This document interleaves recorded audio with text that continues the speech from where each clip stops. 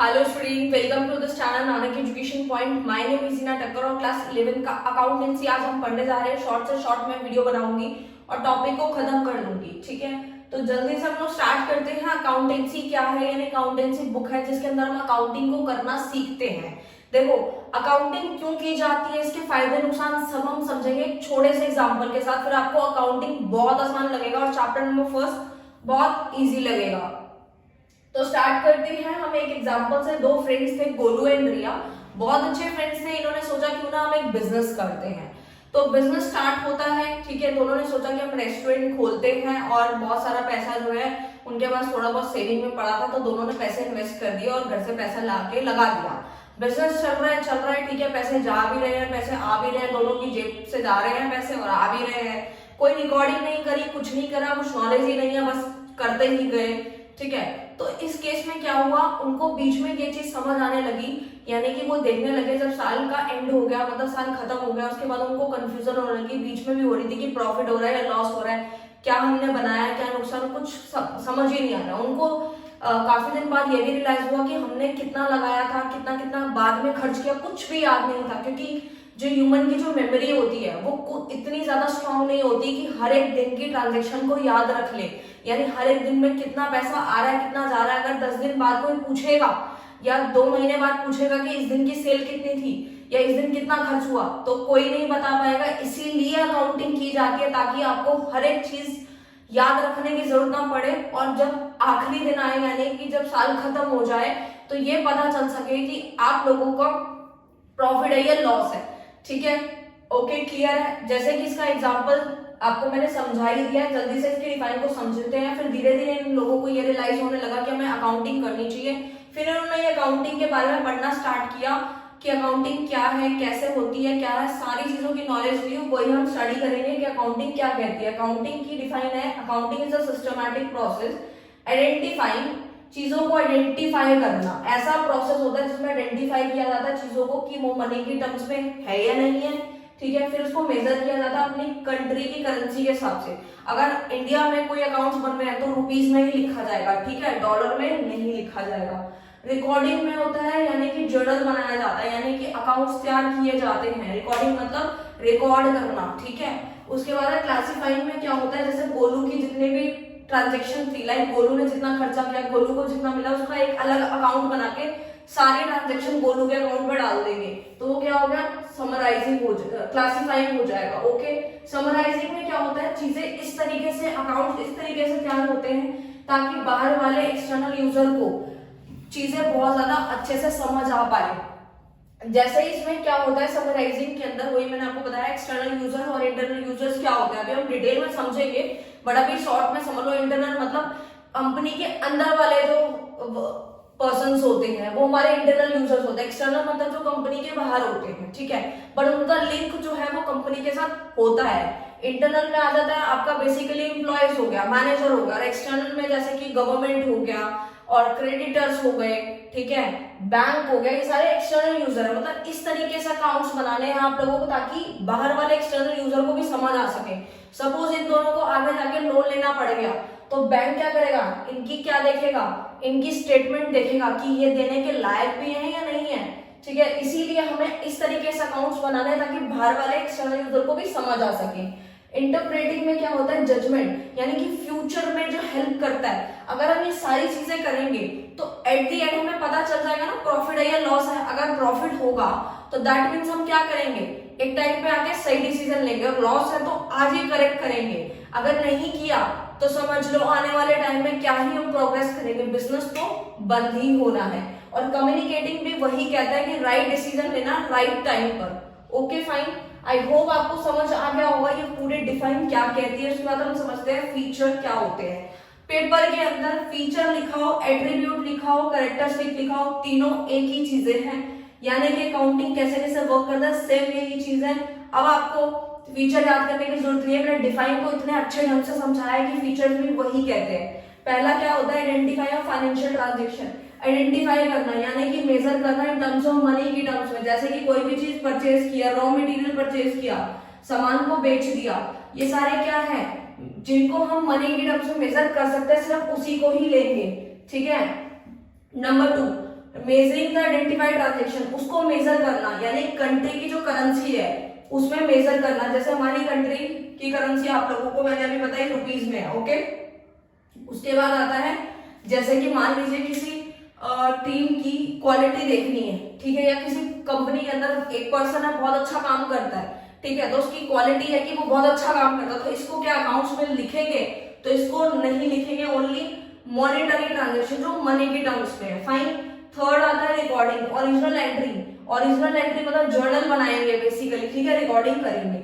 And classifying में क्या होता है, जितनी भी ट्रांजेक्शन होती है सेम नेचर की एक ही जगह पे डाल दी जाती है। जैसे मैंने आपको भी गोलू का एग्जांपल दिया था, ठीक है, आई होप आपको समझ आ रहा होगा। समराइजिंग में क्या होता है, प्रेजेंट करना, इस तरीके से प्रेजेंट करना अकाउंट्स को ताकि इंटरनल एक्सटर्नल यूजर के बिल्कुल काम आ सके वो चीजें, ताकि जो लोन लेना चाहे अगर तो उनको मिल जाए। Sixth one is analysing and interpretation, meaningful judgement होना चाहिए, यानी कि प्रॉफिटेबिलिटी और फाइनेंशियल पोजीशन अगर पता चल जाएगी। जैसे अकाउंट्स बना लिए, जैसे कि इन लोगों को तो एक साल बाद समझ आने लगा, गोलू और रिया को समझ आने लगा कि एट दी एंड हमें अकाउंट्स बनाने चाहिए थे। जब इन्होंने इतनी सारी स्टडी करी तो इन्हें ये चीज रियलाइज हो कि वाह यार अकाउंट्स बनाते हैं तो आज हमें पता चल जाता कि कितना फायदा हुआ और कितना हमें नुकसान हुआ और कितनी हमारी फाइनेंशियल पोजीशन, लाइक हमने कितनी एसेट्स बना ली हैं। एसेट्स क्या होती हैं, जो हमारे को फ्यूचर में बेनिफिट देती हैं, ठीक है, ओके। तो यानी कि जब अकाउंट्स तैयार हो रहे हैं तो मीनिंगफुल जजमेंट निकल के आता है, जो कि इंटरप्रिटेशन का काम होता है कि फ्यूचर में वो मदद करता है। क्योंकि आज हमें अगर पता चल जाएगा प्रॉफिट है या लॉस तो हम आज ही डिसीजन लेंगे। कम्युनिकेटिंग में होता है डिसीजन में be taken as the right time, सही टाइम पे सही डिसीजन लेना। अगर प्रॉफिट हुआ है तो अपनी आगे और ग्रोथ करना, और अगर लॉस हुआ है तो उसको आज ही सही करना, ठीक है। आई होप आपको डिफाइंड एंड फ्यूचर अच्छे से क्लियर होगा। ऑब्जेक्टिव पे आ जाते हैं, फाइन। ऑब्जेक्टिव कह लो, फंक्शन कह लो, मैंने फंक्शंस नहीं लिखे बट फंक्शन में भी यही सारे पॉइंट्स थे, थोड़ा बहुत चेंज था, अदरवाइज यही था। ऑब्जेक्टिव में है कि अकाउंटिंग बनाने का मकसद क्या है, क्या होने वाला है अकाउंटिंग से। तो सबसे पहले मेंटेनिंग अकाउंटिंग रिकॉर्ड्स बनाना, सिस्टमैटिक मैनर में बनाना। ये नहीं कि आज अकाउंट्स बना ली यानी आज ट्रांजेक्शन रिकॉर्ड कर ली, 4 दिन करेंगी, 5 दिन करेंगी, फिर कर ली, प्रॉफिट एंड लॉस कुछ नहीं पता चलने वाला। Number 2, determining profit and loss. जब आप अकाउंट सिस्टमैटिक तरीके से बनाओगे उससे क्या पता चलेगा, profit and loss. Third one is determining financial position. Financial position क्या होती है, लाइक जो हमें बैलेंस शीट बताती है, यानी बैलेंस शीट अभी हम आगे सीखेंगे चैप्टर में कैसे बनानी है। बैलेंस शीट में एसेट्स एंड लायबिलिटीज होती है, इससे हमें ये पता चलता है कि हमने कितनी एसेट्स बना ली यानी कितनी संपत्ति बना ली है, ठीक है। And fourth one is facilitating management. देखो इसके कुछ वर्ड्स डिफिकल्ट आप लोगों को लगेंगे लेकिन कुछ डिफिकल्ट नहीं है, एक एक वर्ड से याद करना। फैसिलिटेटिंग मैनेजमेंट मतलब मैनेजमेंट की बात हो रही है कि मैनेजमेंट क्या करेगा, डिसीजन का काम करेगा, यानी कि इफेक्टिव कंट्रोल होगा। जैसे कि स्कूल के अंदर आप देखते हैं कि प्रिंसिपल से ऊपर कौन होता है, मैनेजमेंट होता है। जैसे लाइक बहुत बड़े स्कूल्स होते हैं, प्राइवेट स्कूल्स होते हैं, गवर्नमेंट होता है, तो उसके अंदर मैनेजमेंट जो होता है वो रूल्स एंड रेगुलेशन तैयार करता है। ऐसे ही कंपनी के अंदर होता है कि जब प्रॉफिट एंड लॉस निकल के आ गया, अगर मैनेजमेंट ने ही सही डिसीजन नहीं लिया तो एट द एंड जाके कुछ होने वाला नहीं है। तो डिसीजन मेकिंग में काम करता है कि अकाउंट्स बने हुए हैं, सब एनालाइज करते हैं। Fifth one is providing accounting information to the users. वही इंटरनल एक्सटर्नल यूजर्स क्या करते हैं, एज पर द नीड उनको उस अकाउंट्स को यूज कर सकते हैं। फाइन। एडवांटेजेस ऑफ अकाउंटिंग, क्या क्या फायदा है, ठीक है, क्या क्या फायदा है अकाउंटिंग करने का। तो पहला फायदा है financial information about business. Business की फाइनेंशियल पोजीशन बताता है, क्योंकि अकाउंट्स बना लिए तो एंड में पता चल जाएगा कि कैसी फाइनेंशियल पोजीशन है हमारे बिजनेस की। एसेट टू मैनेजमेंट, सेम वही पॉइंट है, बस थोड़ा सा चेंज किया, ऊपर के जैसे ही था। मैनेजमेंट डिसीजन लेगा। Third one is replace memory, very very important point है और बहुत अच्छा पॉइंट है ये, यानी कि हमारी मेमोरी को रिप्लेस कर देता है। जैसे कि गोलू और रिया का मैं एग्जांपल ले रही हूँ क्योंकि इस टॉपिक में दोनों का एग्जांपल ही चलेगा। देखो जब इन्होंने अकाउंट्स बनाने स्टार्ट कर दिए तो इनको कुछ भी याद रखने की जरूरत नहीं है, क्योंकि इनके अकाउंट्स बन रहे हैं। इनसे अब कोई 10 दिन का रिकॉर्ड मांगे या 20 दिन पहले का रिकॉर्ड मांगे तो ये अकाउंट्स खोल के देख लेंगे, यानी इनको याद रखने की जरूरत नहीं है। एंड उसके बाद आता है आप लोगों का fourth one is comparison. Comparison करना बहुत आसान है, यानी कि अगर अब ये आगे जाके 3 साल 4 साल अकाउंट्स बनाते रहेंगे तो कंपैरिजन करना इनको बहुत आसान होगा कि इस साल में इतना प्रॉफिट था, इस साल में इतना है, दोनों को माइनस करेंगे, पता चल जाएगा कि कितनी ग्रोथ करी है और कितनी नहीं की।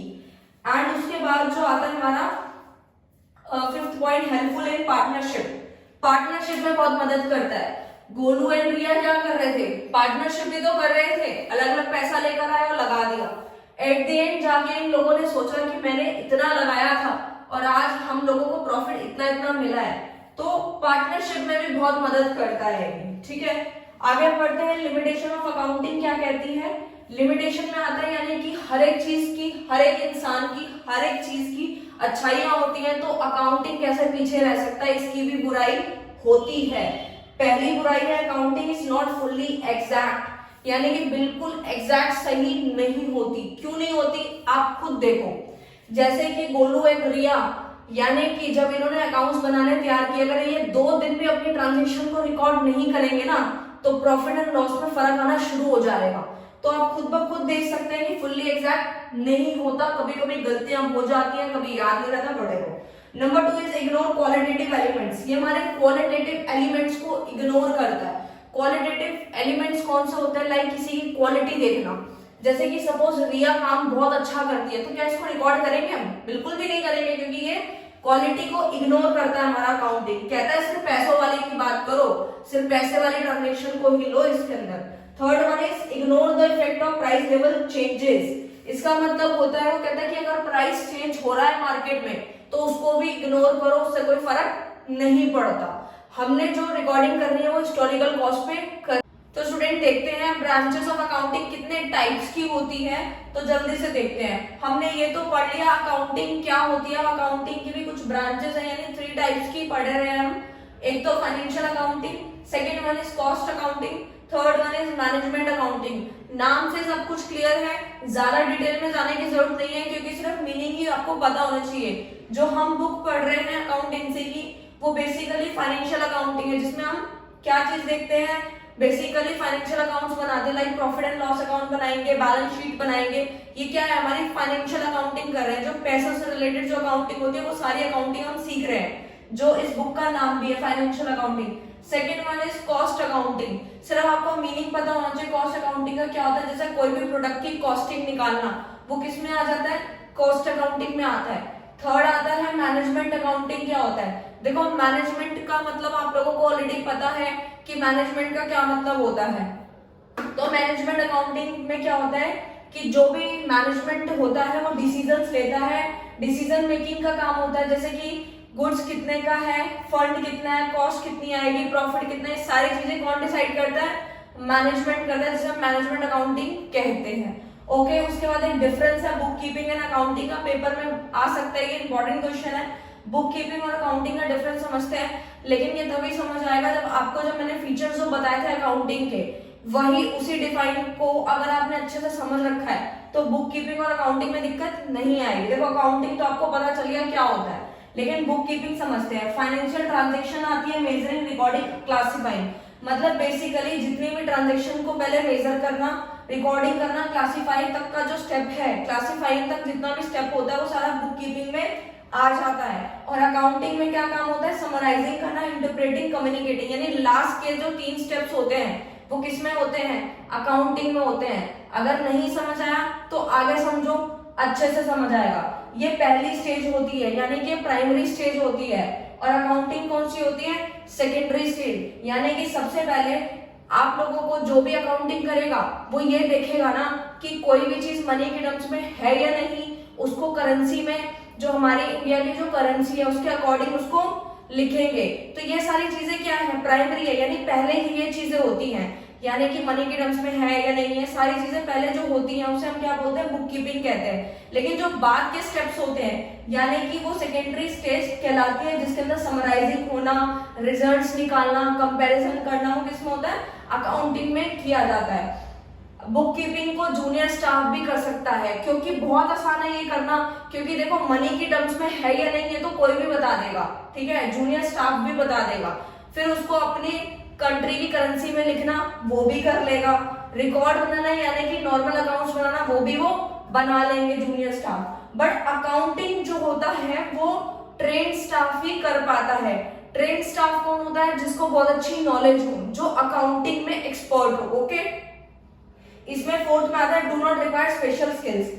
बुक कीपिंग में कोई स्पेशल स्किल होना कोई जरूरी नहीं है, क्योंकि आपको पता ही है सिर्फ छोटी मोटी चीजें ही इसके अंदर देखनी होती है, तो वो तो जूनियर स्टाफ भी देख लेता है। बट अकाउंटिंग को करने के लिए, यानी कि बिल्कुल रिजल्ट्स निकालना, कंपैरिजन करना फ्यूचर के हिसाब से, तो वो कौन कर पाता है? स्पेशल स्किल वाला पर्सन ही कर पाएगा। आई होप आपको ये क्लियर हो गया होगा बुक कीपिंग और अकाउंटिंग। नहीं समझ आया तो शॉर्ट में ये समझो कि बुक कीपिंग पहले किया जाता है, जो पहले के जो फीचर्स थे वो सारे बुक कीपिंग में आता है, जो बाद के स्टेप्स थे फीचर में वो कौन से थे? वो अकाउंटिंग में आ जाते हैं। उसके बाद पढ़ते हैं यूजर ऑफ अकाउंटिंग इन्फॉर्मेशन क्या होती है। देखो दो तरह के हमारे यूजर्स होते हैं, एक होते हैं इंटरनल यूजर्स, एक होते हैं एक्सटर्नल यूजर। अभी थोड़ी देर पहले भी बताया था, बट उसके एग्जाम्पल्स भी लिख दिए हैं। इंटरनल यूजर यानी जो कंपनी के अंदर जो काम कर रहे होते हैं, उनका जो लिंक होता है, जैसे कि ओनर यानी मालिक, मैनेजमेंट आपको पता ही है, किसी भी चीज का डिसीजन लेना होता है तो कौन लेता है? मैनेजमेंट। अगर आपको नहीं क्लियर हुआ तो एक एग्जांपल दे दूं, जैसे आपके स्कूल जाते हैं आप, स्कूल का टाइमिंग, रूल्स रेगुलेशन कौन सेट करता है? आपके स्कूल में मैनेजमेंट करता है आपके स्कूल का। ऐसे ही कंपनी के अंदर होता है। फिर आता है एक्सटर्नल यूजर्स। एक्सटर्नल यूजर्स में मैंने 3 एग्जाम्पल लिए, जैसे बैंक हो गया, गवर्नमेंट हो गया, पब्लिक हो गया। ये सारे क्या है? कंपनी के बाहर वाले लोग हैं, जिनका कांटेक्ट किससे होता है? इंटरनल यूजर से होता है। जैसे लोन लेना है तो भी ठीक है, रूल्स रेगुलेशन के अकॉर्डिंग चल रहा है तो गवर्नमेंट से लिंक होता है। पब्लिक तो आपको पता ही है कंपनी से कितना लिंक होती है, ठीक है। फिर आता है सिस्टम ऑफ अकाउंटिंग। हमारे सिस्टम कितने? 2 टाइप्स के हमारे सिस्टम है अकाउंटिंग करने के। 2 तरीके हैं। कितने तरीके हैं? 2 तरीके हैं। पहला है double entry and second one is single entry. आप लोग अकाउंटेंसी में कौन सी बुक फॉलो कर रहे हैं मुझे नहीं पता, ज्यादातर तो एक तो एनसीईआरटी है, एक आपकी टीएस गेरवाल है, ठीक है, और third one is DK Goyal भी आप यूज कर रहे होंगे, मुझे नहीं पता। बट आप सबसे पहले जो है मैं यही कहना चाहूंगी, आप कोई सी भी यूज कर सकते हैं, बट टीएस गेरवाल बेस्ट होगी। अब जब वो हो जाए तो आप डीके गोयल कर सकते हैं। एनसीईआरटी सफिशिएंट नहीं रहेगी क्वेश्चंस के लिए, ठीक है। मैं आपको नोट्स टेलीग्राम पे दे दूंगी इस चैप्टर के, इसमें हम शॉर्ट में ही समझेंगे और पूरा चैप्टर खत्म कर लेंगे। डबल एंट्री और सिंगल एंट्री में क्या डिफरेंस है?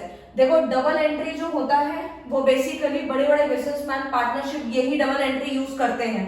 डबल एंट्री का मतलब है 2 एंट्रीज होती है इसके अंदर, पैसा आने की भी और पैसा जाने की भी, डेबिट क्रेडिट, ठीक है, जो हम आगे पढ़ेंगे, ठीक है। और सिंगल एंट्री क्या होता है? ये बिल्कुल इनकम्प्लीट रिकॉर्ड होता है, जिसमें सिर्फ या तो पैसा आने की रिकॉर्डिंग की जाती है, ठीक है, इसीलिए इसको इनकम्प्लीट रिकॉर्ड बोला जाता है। या तो पैसा आने की रिकॉर्डिंग कर लो या पैसा जाने की कर लो, लेकिन साल के एंड में पता ही नहीं चलेगा कि प्रॉफिट कितना है और लॉस कितना है, क्योंकि एक तरफ से कुछ भी पता नहीं चलता, ठीक है। तो इसकी काफी सारी बुराइयां ही हैं, ये बहुत कम अडॉप्ट किया जाता है। ये छोटे मोटे दुकानदार जो होते हैं वही इसको फॉलो करते हैं। इसका प्रॉपर एक चैप्टर है जो कि आगे हम फर्दर डिटेल में पढ़ेंगे, अभी के लिए इतना ही सफिशिएंट है। डबल एंट्री के कुछ एडवांटेजेस हैं, फायदे ही फायदे इसके ज्यादा है, यानी साइंटिफिक सिस्टम होता है जो कि हम इस चैप्टर में मतलब पूरी बुक में पढ़ेंगे। आपने देखा भी होगा बुक के बाहर लिखा भी हुआ है डबल एंट्री बुक कीपिंग, तो डबल एंट्री फॉलो हो रही है। साइंटिफिक सिस्टम होता है, फॉलो किया जाता है, प्रॉफिट एंड लॉस निकाला जाता है इससे, क्योंकि पैसा आ भी रहा है जा भी रहा है, सब कुछ पता चल रहा है। फाइनेंशियल पोजीशन भी पता चलती है, यानी कि कंपनी ने कितने एसेट्स बनाए हैं, कितनी वेल्थ है, सब पता चलता है। कंपैरिजन करना बहुत आसान है, क्योंकि देखो अगर हर साल अकाउंट्स बनेंगे तो हम हर साल को क्या कर सकते हैं? प्रीवियस ईयर से करंट ईयर को क्या करेंगे? कंपेयर कर लेंगे और हमें पता चल जाएगा कि हमारी जो कंपनी पहले से ग्रोथ कर रही है या नहीं कर रही, ठीक है स्टूडेंट्स। ये पूरा चैप्टर यहीं खत्म होता है। 2-3 चीजें इन्फॉर्म करना चाहती हूँ। कुछ चीजें जो मैंने इसमें नहीं बताई थी वो बिल्कुल सिमिलर थी, जैसे कि कुछ फंक्शंस थे, ऑब्जेक्टिव सेम थे, और अकाउंटिंग इंफॉर्मेशन के कुछ फंक्शन थे वो भी बिल्कुल लगभग सेम ही आप देखेंगे। जो बिल्कुल अलग अलग था वो मैंने सब कुछ बता दिया इस चैप्टर के अंदर, ठीक है। तो ऑल ओवर खत्म है चैप्टर, रिवाइज करते रहना। All the best for future students.